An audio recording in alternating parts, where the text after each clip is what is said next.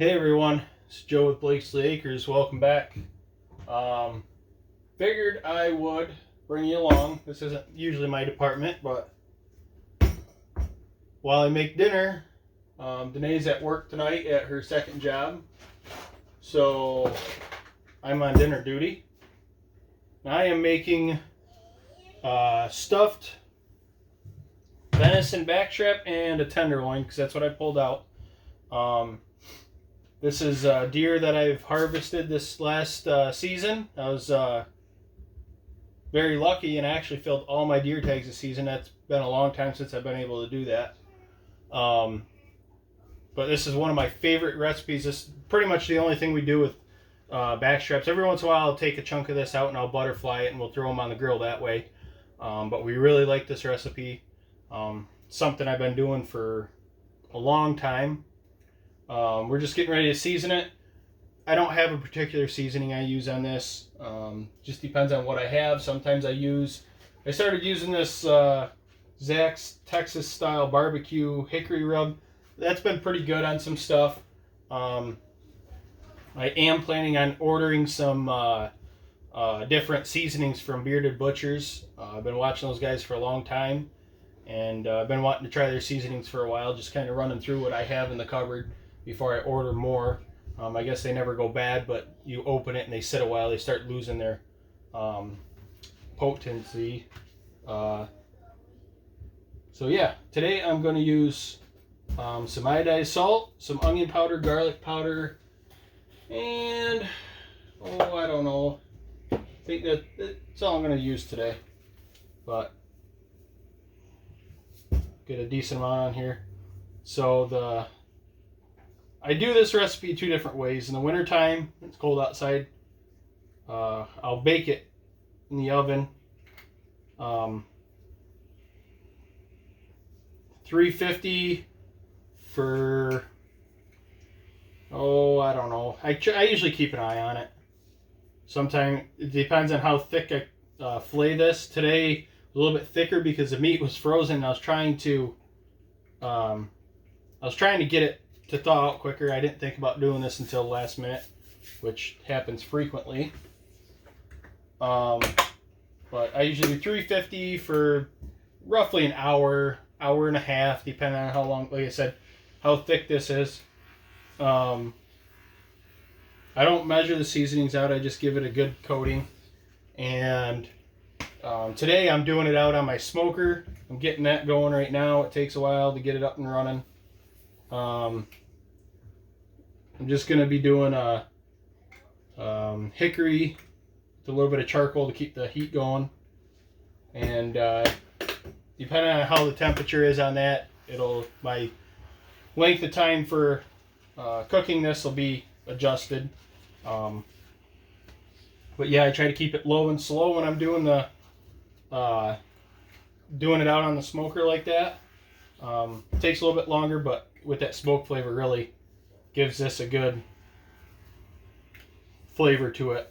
Like I said, this is one of our favorite recipes this is one of my favorite recipes for venison altogether. I mean, we use a lot of different stuff, but the tenderloins and the backstraps usually get cooked this way. I try to put my seasonings on an hour or two before, as long as it's thawed out, before I cook it. It gives them time to get into the meat and work. Not sure if that's the right way to do it or not. It's just something that I've been doing for a while. It seems to add flavor throughout the meat a little bit more consistent than just putting it on right before I throw it on the grill. So after I get that all seasoned, I'm going to let that sit, like I said, for an hour or two usually. At room temperature, lets it get in there. It's not going to hurt anything. We're cooking it fully. Right now, I think I'm just going to let this sit until the smoker comes up to temp. Like I said, it takes a little while, so this is going to give this plenty of time to work its magic. And then when we come back, I take and put these on the filleted section. You can see I've rolled it out and filleted that backstrap out real nice. I've done this a bunch of different ways. What I started doing recently, it's worked out the best I used to spread cream cheese in here, but I didn't like that because it constantly cooked out, like it was too thin. And sometimes for the kids, we'd put different preservatives or jam or whatever we've made in here, and it's really good like that. We've done jalapenos for us, excellent. Today I am just doing cream cheese, and what I'm going to do is I'm going to take the whole block of cream cheese and I'm going to cut it right in half lengthways. So I got 2 pieces here, and I'm going to stuff 1 in each of these, and then I'm wrapping it in our homegrown. These are Mangalitsa Cross bacon. I did not cure this myself and smoke it. I had a local processor do it for me. I did process the pigs myself, but I was on a tight schedule, and I had a few of them that needed to be done. So I took it up there. They do an awesome job. Very good butcher shop. Great people to work with.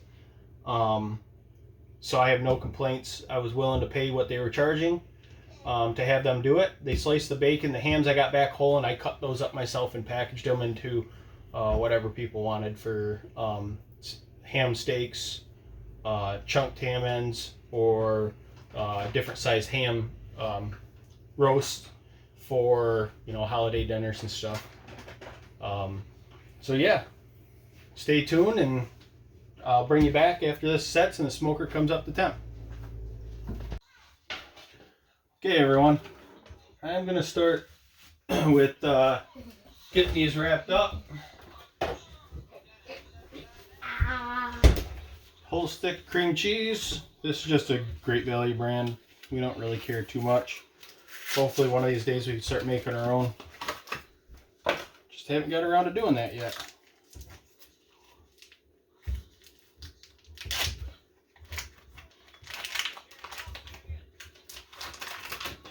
Open it at it like such. And then what I like doing, so I like getting a bunch of the bacon laid out first. Normally I use toothpicks to hold the bacon on, but unfortunately I just looked and found out that we're out of toothpicks. So hopefully this holds together for me and doesn't fall apart as I'm trying to cook it. There's not much flipping. I usually cook one side really good, flip it over, cook the other.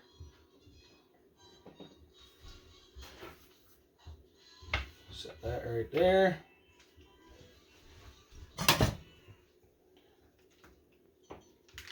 And I'm just cutting this lengthways right down the middle. Nothing fancy. Some people may say it's too much cream cheese, but not for me. I love cream cheese. I love cheese in general. I love ice cream. If it's got dairy in it, I'm probably going to eat it. Sour cream, all the above. And then I wrap it like such. And then I bring this side up and kind of try to keep it all together as tight as possible, because then it makes it easier to wrap this bacon around it. I usually put toothpicks in the ends to hold them closed a little bit, but like I said, we are out. So, see how this works. But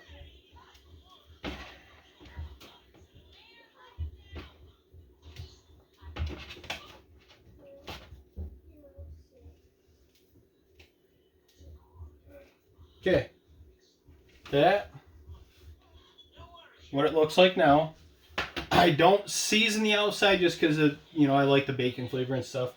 And then what I do is, like, halfway through my process of cooking this, I'll mix up some maple syrup, brown sugar glaze, and I'll glaze this about halfway through, and then I glaze it about 5 to 10 minutes before I pull them off.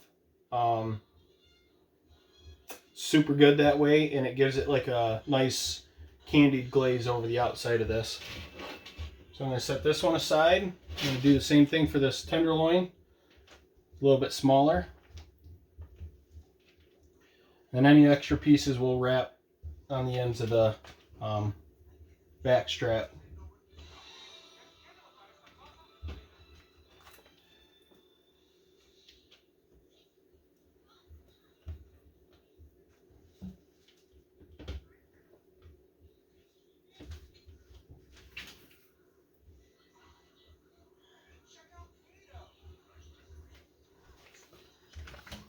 Couple more pieces in here.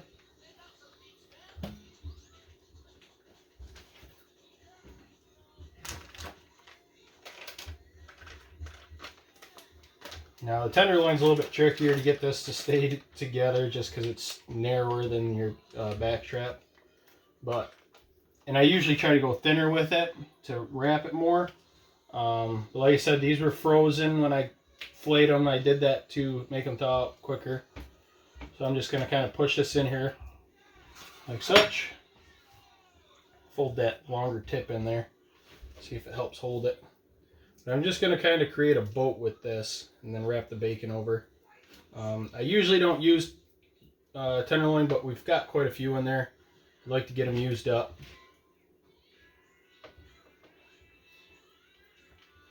I also do other stuff with these too. A couple weeks ago I pulled some tenderloins out and I used a recipe that a friend of mine told me about with venison cube steaks that him and his friends do. It is pretty much cream of mushroom soup, Worcester sauce, however you pronounce it. Everybody I've met pronounces it differently. It's crazy.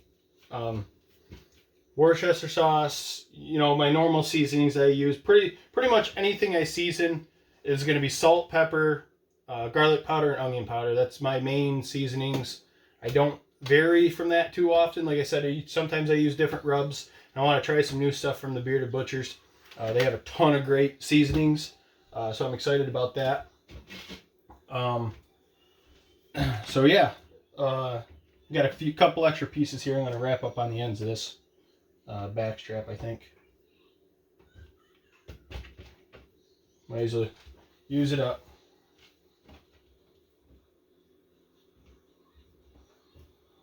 Uh-oh.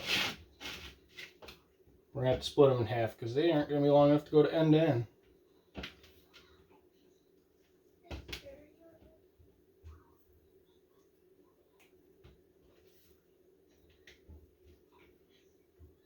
This right here is where the toothpicks come in handy. These will probably fall off, but it is what it is.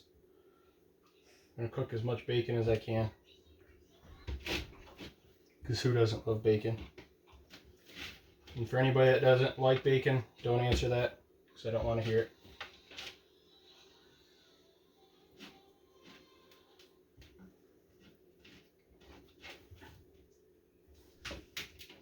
So there, those are fully wrapped. Now I decided what I'm going to do for the side on this. I'm going to do some fried potatoes in tin foil. Recipe my grandparents used to make all the time when we were grilling when we were kids. I didn't really like the crispy potatoes that come on the bottom. So yeah, we're going to wash these potatoes here and get them sliced up and seasoned and in a tin foil thing. And I'm going to put the grill's still warming up, but I'm going to put them right out there on that because they take a lot longer than these to grill. Potatoes usually cook a little bit longer. That's my cutting board off here.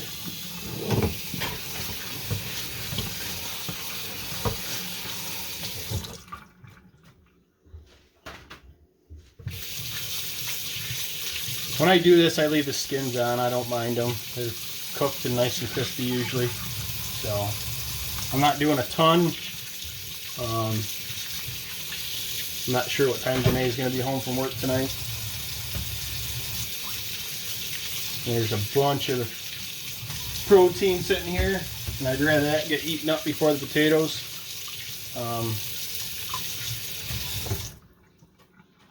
Potatoes are just store-bought ones. We haven't grown potatoes in a couple of years. So I'd much rather not see my hard work and effort in the hunting venison and raising and butchering these pigs go to waste. And if anybody has a secret hack on how to teach your kids that so they actually eat all their food, be greatly appreciated. I mean, I can't complain. Our kids do eat very well. But sometimes they just... It doesn't help that a lot of times we end up eating it fairly late at night because our schedules are so crazy. Like even tonight, it's a Saturday, and right now it's almost 7 o'clock. So by the time I get dinner done, it'll probably be 8:30. Just busy day, getting stuff done around here, so.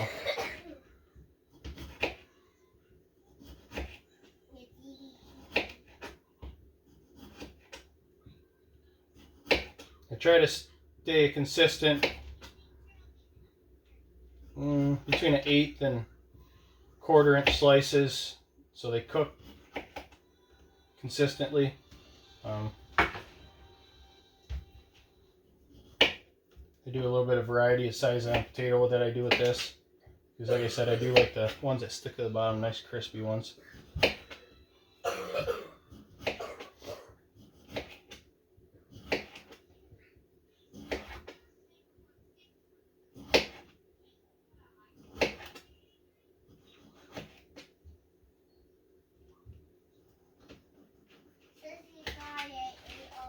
Don't critique my vegetable slicing.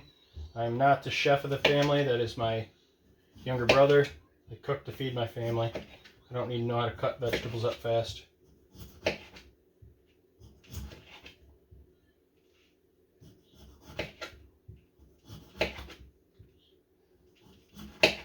These larger potatoes, I try slicing just a hair thinner, just because they're going to take a little bit longer to cook.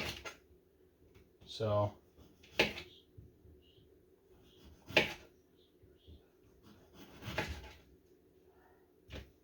Works. So we got a decent pile here.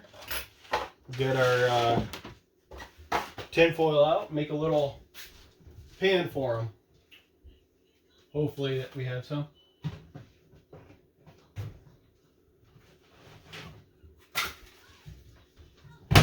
Alright, we got some. Perfect. For anybody that doesn't know, the end of your box pops in on each side. Keeps you from pulling your tin foil out. I didn't know that until a couple of years ago.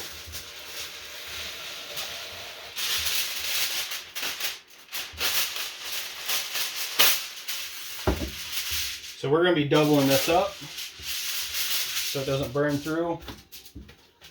Possibly tripling it.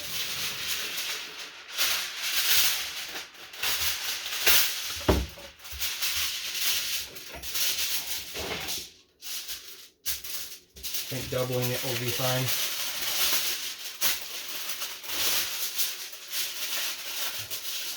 Want the stick because the counter is a little wet from these vegetables. Dry that off.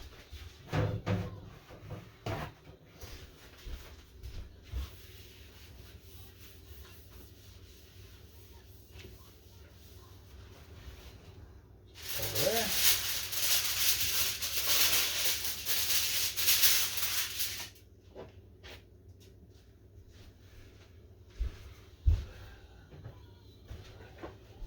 Put a little vegetable oil on this.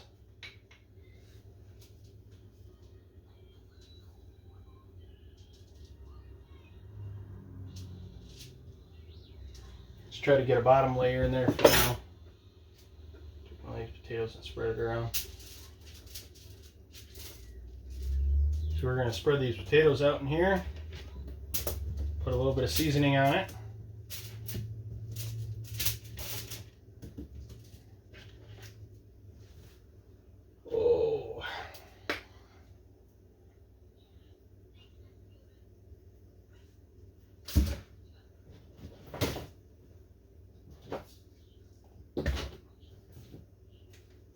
Our cupboards are just as unorganized as the next guys. Our kitchen isn't very big in this house, so kind of puts a damper on things. Ooh, a little too much salt.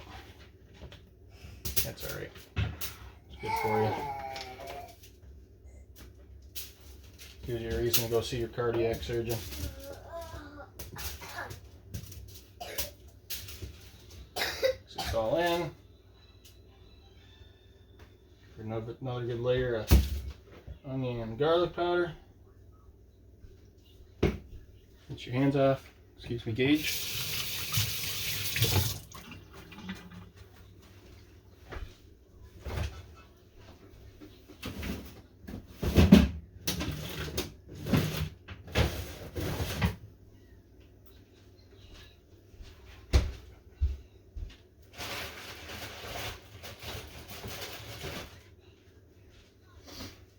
Usually I also cut up a large onion and put it in here, but we're out of those too.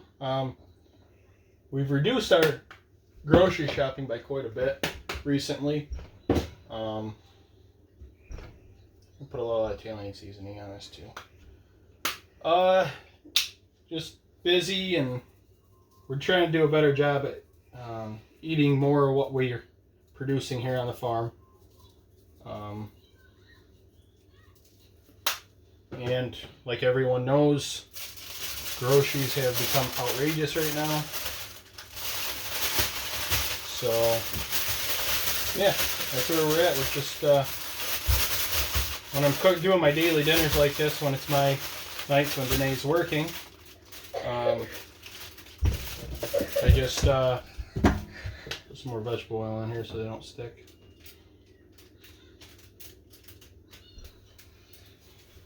When Danae's working, I just see what we have and try to utilize it to the best of my ability.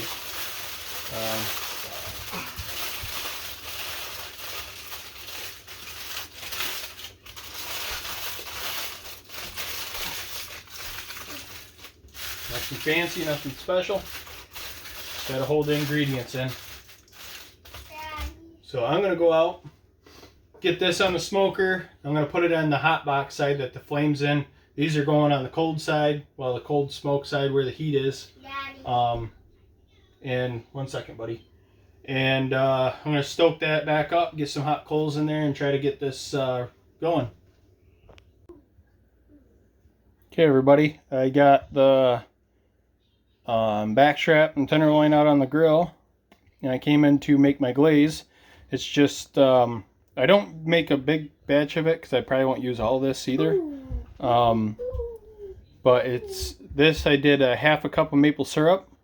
This is real maple syrup. I don't use the fake stuff.